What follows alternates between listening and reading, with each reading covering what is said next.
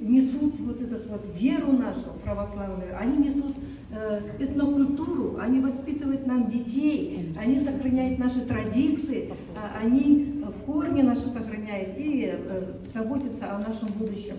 И такая красивая у вас церковь, удивительная церковь, красивая, и такой у вас удивительный священник, молодой отец Алексей. Мы с ним работаем во многих проектах.